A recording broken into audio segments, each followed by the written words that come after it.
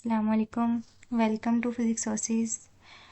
Students, last lecture में हमने second derivatives को समझा था। हमने वो देखा था कि वो हम क्यों लेते हैं और कैसे उसके साथ हमने सेकंड डेरिवेटिव की दो टाइप्स देखी थी। फर्स्ट वन हमने देखी थी डाइवर्जेंस ऑफ ग्रेडियंट और सेकंड वन हमने देखा था कर्ल ऑफ ग्रेडियंट। आज हम उसकी थर्ड टाइप पढ़ेंगे जो कि हमारे पास है ग्रेडियंट ऑफ डाइवर्जेंस। हम देखेंगे कि हमारे पास जो ग्रेडियंट ऑफ डाइवर्जेंस क्या होता है और हम इसको कहाँ यूज़ करते हैं। ये हमारे पास फिज़िक्स, इंजीनियरिंग और इलेक्ट्रोमैग्नेटिज्म, फ्लूइड मैकेनिक्स हर जगह यूज़ होती हैं। आज का लेक्चर स्पेशली उन स्टूडेंट्स के लिए है जो जिनको कर्ल, डाइवर्जेंस और ग्रेडियंट के रिलेशंस क्लियर नहीं होते। हम स्टेप बाय स्टेप इसकी ज्योमेट्री को देखेंगे प्लस इसके मैथमेटिकल स्टेप्स दोनों को ऐसे समझेंगे कि हमें हर जो स्टेप वो इजीली अंडरस्टैंडेबल हो। चलिए अब हम देखते हैं कि ग्रेडियंट ऑफ डाइवर्जेंस क्या होता है। इसकी मैथमेटिकल को समझने से पहले हम ये देखते हैं कि ये यूज़ कहाँ होता है। सपोज़ करें कि आप एक रूम में बैठे हैं जिसमें गर्म हवा चल रही है और जो उसमें हीट है वो उसका जो ग्रेडियंट है वो हमारे पास क्या है, एफ़ है। ठीक है, पहले हम देखते हैं कि हमारे पास डाइवर्जेंस क्या होती है। जो डाइवर्जेंस है वो बताता है कि जो हमारे पास हीट है वो कहाँ बन रही है या ख़त्म हो रही है कहाँ। ठीक है, फॉर एग्ज़ाम्पल अगर हमारे पास एक हीट का सोर्स हीटर है, ठीक है, और वो क्या होगा, उसकी डाइवर्जेंस क्या होगी, अगर उसकी divergence F greater than zero होगी तो उसकी डाइवर्जेंस क्या होगी, पॉजिटिव। ये हम पिछले लेक्चर में पढ़ चुके हैं कि हमारे पास तीन टाइप्स की डाइवर्जेंस है, पॉजिटिव, नेगेटिव और ज़ीरो डाइवर्जेंस। अगर तो जो हमारे पास फैक्टर एफ़ है वो ग्रेटर देन ज़ीरो होगा, डेल डॉट एफ़ हमारे पास है वो ग्रेटर देन ज़ीरो से होगा तो हमारे पास डाइवर्जेंस क्या होगी, पॉजिटिव डाइवर्जेंस होगी। ठीक है, और अगर हमारे पास यही फैक्टर जो है वो ग्रेटर लेस देन ज़ीरो है तो फिर हमारे पास डाइवर्जेंस क्या होगी, नेगेटिव डाइवर्जेंस होगी। और अगर ये हमारे पास ज़ीरो के इक्वल है तब हमारे पास क्या डाइवर्जेंस होगी, ज़ीरो डाइवर्जेंस होगी। ठीक है, तो ये हमारे पास डाइवर्जेंस है। अब हम देखते हैं कि divergence, gradient of divergence, divergence का ग्रेडियंट का क्या मतलब है। ग्रेडियंट हमें ये बताता है कि जो हीट क्रिएशन है वो किधर ज़्यादा बढ़ रही है या किधर कम बढ़ हो रही है। यानी वहाँ डिस्कम्फर्ट ज़्यादा होगा जहाँ हीट ज़्यादा होगी या जिस पॉइंट पर हीट क्या है वो कम होगी। तो हमारे पास जो एसी या हीटर डिज़ाइनर होते हैं वो इसी कॉन्सेप्ट ग्रेडियंट ऑफ डाइवर्जेंस को ही लेकर वो इसके थर्मल कंफर्ट डिज़ाइन जो है वो बनाते हैं ताकि वो इसको मद्देनज़र रख सकें। अब हम इसकी डेरिवेशन देखते हैं। हमारे पास हमारा डेल डॉट एफ हमारे पास क्या है, डाइवर्जेंस है और उसका हमने डेल क्या लिया है, ग्रेडियंट लिया है। ये हमारे पास डेल डॉट एफ की एक वैल्यू है। हमने एक एफ वेक्टर का डेल लिया है partial of partial x plus partial of partial y plus partial over partial g. अब हम इसका लेंगे ग्रेडियंट, तो ग्रेडियंट हमारे पास क्या है, पार्शियल ओवर पार्शियल एक्स, ठीक है, पार्शियल ओवर पार्शियल वाई और पार्शियल ओवर पार्शियल जी। ठीक है, ये हमारे पास क्या है, ग्रेडियंट है। अब ये जो पार्शियल ऑफ पार्शियल एक्स है ये तीनों टर्म के साथ मल्टीप्लाई होगा। इसी तरह पार्शियल ऑफ पार्शियल वाई इन तीनों टर्म के साथ मल्टीप्लाई होगा और पार्शियल ऑफ पार्शियल जी इन तीनों टर्म के साथ मल्टीप्लाई। हम इन सब टर्म्स के साथ इनको वन बाय वन जो है वो मल्टीप्लाई कराएंगे। ठीक है, तो हम देखते हैं कि हमारे पास ये जब हमने इनको मल्टीप्लाई किया तो हमारे पास ये इक्वेशन आ गई। हर वैल्यू के साथ हमने क्या किया, एक्स का, वाई का और जी तीनों कंपोनेंट्स को हमने मल्टीप्लाई किया। अब ये एक जो इम्पोर्टेंट बात वो ये है कि जो ग्रेडियंट ऑफ डाइवर्जेंस है ना वो ज़ीरो नहीं होता।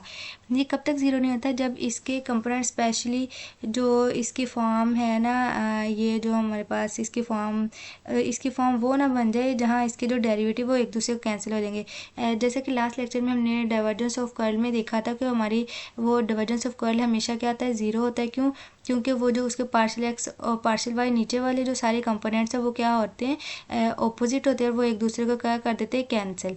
तो इस तरह ये हमारे पास क्या आता है कि ये ज़ीरो हो जाता है। ये हमारे पास जो फॉर्म बन रही है असल में ये वाली इक्वेशन, ये second order mixed partial derivatives की फॉर्म बन रही है। ठीक है, तो हमारे पास ये ज़रूरी नहीं है कि इसका जो हमारे पास आंसर है वो ज़ीरो आए।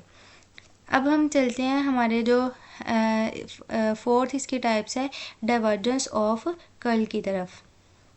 डाइवर्जेंस ऑफ कर्ल हमें क्या बताता है कि अब कर्ल क्या हमारे पास होता है, पहले तो हम ये देखते हैं। अच्छा जी स्टूडेंट, जब हम कहते हैं कि डाइवर्जेंस ऑफ कर्ल ज़ीरो होता है तो क्या ये कहने से आपको समझ आ जाएगा कि जी वो ज़ीरो होता है? नहीं, बिल्कुल भी नहीं। ये कब तक समझ नहीं है, जब तक हमको इसकी कोई एग्जाम्पल ना देख लें तो हमें ये बिल्कुल भी समझ नहीं आएगा। कि इसको समझने के लिए हम एक बहुत ही आसान मिसाल लेते हैं। लाइक अगर हमारे पास एक फ़ैन है, ठीक है, ये हमारे पास उसके क्या हैं, ब्लेड्स हैं, ठीक है। लेट्स सपोज कि हमारे पास फ़ैन है और उसके 3 क्या है, हमारे पास ब्लेड्स हैं। अब हमने जैसे ही पंखे को ऑन किया तो क्या हुआ, ये जो हमारे पास ब्लेड्स हैं वो क्या रोटेट करना स्टार्ट हो गए, ठीक है, घूमना शुरू हो गए। तो इससे क्या होता है, जब पंखा घूमता है उसके ब्लेड्स जो वो घूमते हैं तो क्या होता है कि इसके जो ब्लेड्स के इर्द गिर्द जो हवा होती है ना वो भी घूमती है। ये ब्लेड्स के घूमने से घूमना क्या है, हमारे पास कर्ल है, ठीक है, यानी रोटेशनल मोशन है। लेकिन इसके घूमने की वजह से ना तो हवा कहीं से पैदा हो रही है और ना ही गायब, सिर्फ हवा की डायरेक्शन वो बदल रही है, ठीक है। इसलिए घूमने वाली मूवमेंट की डाइवर्जेंस हमेशा क्या होगी, ज़ीरो होगी। मतलब उसमें रोटेशन कभी भी सोर्स क्रिएट नहीं होती। इसलिए हमारे पास क्या होगा, जो इसका डाइवर्जेंस हम लेंगे, डाइवर्ज लेंगे तो वो हमारे पास क्या होगा, ऑलवेज क्या होगा, ज़ीरो होगा। अब हम इसको सॉल्व कैसे करते हैं, हम देखते हैं कि हमारे पास जो है ये डेल क्रॉस एफ है। अब इसको हमने सबसे पहले ये लिया, अब ये हमने इसकी वैल्यू डिटर्मिनेंट की फॉर्म में लिख ली और उसके बाद क्या किया, हमने डिटर्मिनेंट को डिटर्मिनेंट इसको ओपन किया। कैसे, ये पहला कॉलम हम इसको पहले निकालेंगे और ये 4 जो वैल्यू हैं इनको लेंगे, इनको हम क्या कराएंगे, क्रॉस मल्टीप्लिकेशन करवाएंगे। पार्शियल ऑफ पार्शियल वाई किसके साथ मल्टीप्लाई होगा, एफ जी के साथ। दरमियान में साइन हमेशा कौन सा आता है, माइनस का। और फिर पार्शियल ऑफ पार्शियल जी किसके साथ मल्टीप्लाई होगा, एफ वाई के साथ, और ब्रैकेट क्लोज हो जाएगी। फिर हम क्या करेंगे, हमारे पास क्या आएगा, माइनस आएगा, और हम क्या करेंगे कि ये वाले कॉलम को रिमूव करेंगे और ये जो 4 बाकी वैल्यू हैं इनको क्रॉस मल्टीप्लाई कराएंगे, ठीक है। ये वाली इसके साथ मल्टीप्लाई होगी और ये वाली वैल्यू इसके साथ। पार्शियल ऑफ पार्शियल एक्स किसके साथ मल्टीप्लाई हुआ है, एफ जी के साथ, और दरमियान में क्या आया, माइनस। और पार्शियल ऑफ पार्शियल जी किसके साथ मल्टीप्लाई हुआ है, एफ एक्स के साथ, तो दरमियान में हमारे पास क्या आ गया, माइनस, ठीक है। तो सेकंड वैल्यू हमारे पास इस तरह आ गई। अब थर्ड वैल्यू के लिए हम क्या करेंगे कि हम ये थर्ड कॉलम हमारे पास जाएगा और ये वाली वैल्यू आ जाएंगी, इनके दरमियान हमारे पास क्या होगी, क्रॉस मल्टीप्लिकेशन होगी। पार्शियल ऑफ पार्शियल एक्स किसके साथ मल्टीप्लाई, एफ वाई, ये हमारे पास आ गया। फिर क्या होगा, दरमियान में साइन का आएगा, माइनस का। पार्शियल ओवर पार्शियल वाई किसके साथ मल्टीप्लाई, एफ एक्स के साथ, तो हमारे पास ये वैल्यू आ गई, ठीक है। हमने क्या किया कि ये वाली इक्वेशन को ऐसे ही लिख लिया, ओके। अब हमने क्या किया कि ये हमारे पास जो है वो एक इक्वेशन आ गई। अब हम इस इक्वेशन का क्या लेंगे, डाइवर्जेंस लेंगे, ठीक है। क्या करेंगे, उसको पार्शियल ओवर पार्शियल एक्स, ये जो 3 partial over partial X, partial over partial Y और पार्शियल ओवर पार्शियल जी के साथ क्या हुआ, ये मल्टीप्लाई होगा। ये हमारे पास इक्वेशन आई है, ठीक है। जब हम इनको इसके साथ ये वाली वैल्यू इसके साथ मल्टीप्लाई होगी, फिर यही वैल्यू सेकेंड टर्म के साथ मल्टीप्लाई होगी। इसी तरह दरमियान में साइन प्लस का आ रहेगा, फिर ये वाली वैल्यू इस टर्म के साथ, फिर सेकेंड के साथ, सिमिलरली ये भी इसी तरह इसका प्रोसीजर होगा। मल्टीप्लाई करने के बाद हमारे पास ये इक्वेशन आ गई। अब हम देखते हैं कि हम क्या हो रहा है इधर, कि ये जो फर्स्ट टर्म है इधर से हमारे पास ये जो फोर्थ टर्म है ये दोनों सेम है, लेकिन इनके साइन क्या है, डिफरेंट है। तो फिर क्या हो गया, कैंसिल आउट हो गए। नेक्स्ट है हमारे पास जो सेकंड टर्म है और फिफ्थ टर्म है, ये दोनों सेम है, इनके साइन अपोजिट है तो ये कैंसिल होगी। इसी तरह थर्ड और सिक्स्थ हमारे पास टर्म सेम है लेकिन उनके जो साइन है वो चेंज है, तो ये क्या होगी, कैंसिल होगी और हमारे पास आंसर क्या आ जाएगा, ज़ीरो।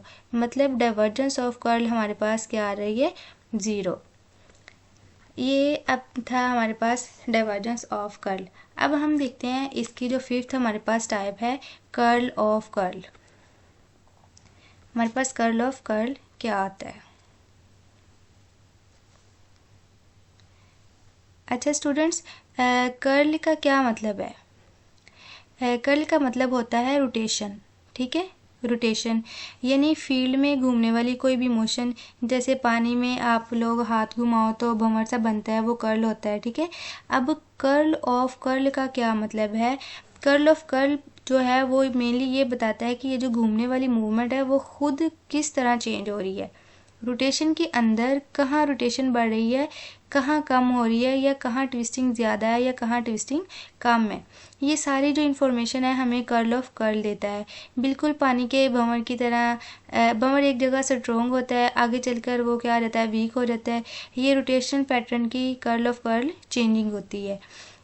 ये हमारे पास fluid mechanics, tornado studies, elastic bodies और इंजीनियरिंग स्ट्रेस एनालिसिस में जो हम कर्ल ऑफ कर्ल है बहुत ज़्यादा यूज़ होता है। तो अब हम इसकी मैथमेटिकल फॉर्म देखते हैं कि हमारे पास क्या है, डेल क्रॉस एफ है, तो हमने इसको डिटर्मिनेंट की फॉर्म में लिख लिया। अभी जैसे हमने पीछे इसको सॉल्व किया बिल्कुल सेम स्टेप के साथ हमारे पास ये वाली इक्वेशन आ जाएगी। अब इसका हम क्या दोबारा से लेंगे, कर लेंगे, फिर हम इसको, अब ये हमारे पास डेल क्रॉस एफ की वैल्यू आ गई, इसका हम किसके साथ कर लेंगे, डेल के साथ। तो डेल की हमारे पास वैल्यू क्या है, partial of partial X, partial of partial Y और पार्शियल ओवर पार्शियल जी। और डेल क्रॉस एफ की वैल्यू जो ऊपर इक्वेशन है वो हमारे पास नीचे आ जाएगी। अब हम क्या करेंगे, दोबारा से फिर हम डिटर्मिनेंट को ओपन करेंगे, ठीक है। तो डिटर्मिनेंट को ओपन किस तरह करेंगे, जैसे कि हमने पीछे भी देखा कि हम पहले फर्स्ट कॉलम को छोड़ेंगे, ये वाली 4 वैल्यू लेंगे और इनको हम आपस में मल्टीप्लाई कर देंगे, ठीक है। फिर हम दरमियान वाला कॉलम छोड़ेंगे और फर्स्ट कॉलम और थर्ड कॉलम को आपस में क्रॉस मल्टीप्लाई करवाएंगे, तो हमारे पास क्या आ जाएगी, ये वाली वैल्यू आ जाएगी सेम। इसी तरह हम क्या करेंगे कि जो थर्ड वाला हमारे पास कॉलम है उसको छोड़ेंगे, फर्स्ट और सेकंड कॉलम को हम लेंगे और हमारे पास कौन सी वैल्यू आ जाएगी, ये वाली, ठीक है। हमने ये हमारे पास इक्वेशन क्या आ गई, ए। अब हमने क्या करना है, अब हम क्या करेंगे कि हमारे पास डेल ग्रेडियंट ऑफ डाइवर्जेंस और वेक्टर हम लेंगे डेल डॉट एफ के साथ। डेल डॉट एफ की वैल्यू हमें पता है कि ये वाली है, इसका हम क्या लेंगे, ग्रेडियंट। तो हमारे पास ये इक्वेशन क्या आ जाएगी, बी आ जाएगी, ठीक है। सेम ये वाली वैल्यू को हम इसके साथ सबके साथ मल्टीप्लाई कर देंगे, पार्शियल वाई कंपोनेंट को इसके साथ और जी कंपोनेंट को इसके साथ मल्टीप्लाई कर देंगे। तो हमारे पास क्या आ रहा है, del square F is equal, ये हमारे पास क्या आ रही है, इक्वेशन आ रही है। ये हमारे पास इक्वेशन क्या हो गई, सी। इक्वेशन ए हमारे पास ये थी, इक्वेशन बी ये है, इक्वेशन सी है।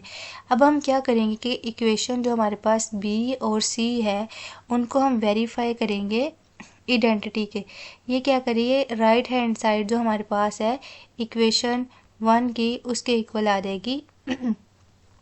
कैसे, हम देखते हैं कि हमारे पास क्या थी वो इक्वेशन ए ये हमारे पास है, जबकि हमने ये कैलकुलेट करनी थी, ये हमने निकाल ली और हमारे पास क्या आ गई, इक्वेशन 1 की। तो इससे क्या हुआ कि हमारे पास ये बिल्कुल जो वो मैच करिए right hand side of equation 1 के। इक्वेशन 1 हमारे पास क्या थी, हम देख लेते हैं, ये del cross into del cross F is equal है, ये हमने कैलकुलेट करी, माइनस करेंगे डेल स्क्वायर एफ, तो वो हमारे पास किसके इक्वल आ जाएगी, फिर इसी के इक्वल आ जाएगी। तो ये था हमारे पास curl of curl. I hope आपको ये समझ आ गया होगा। नेक्स्ट हम ये हमारे पास था वेक्टर एनालिसिस चैप्टर 1 का टॉपिक। अब हम नेक्स्ट जो टॉपिक वो स्टार्ट करेंगे, इंटीग्रल कैलकुलस। तो कोई भी बात अगर आपको समझ नहीं आई तो वो आप कमेंट सेक्शन में पूछ सकते हैं।